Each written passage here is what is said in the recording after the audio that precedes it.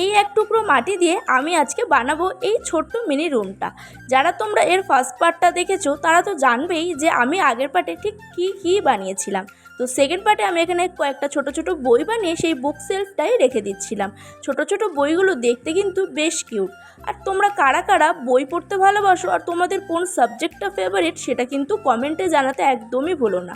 তো এখানে বইগুলো পরপর সাজিয়ে এবার আমি বানিয়ে নেবো একটা ছোট্ট লাইট, যেটা দেখতে হবে খুবই কিউট। প্রথমে মাটিটাকে গোল করে একটা বাটি বসিয়ে তার মাঝে একটা ছোট মাটি বসিয়ে নিয়েছি। এরপর আমি ওই বুক সেলফে একটা ছোট্ট টবও বসিয়ে দিচ্ছি।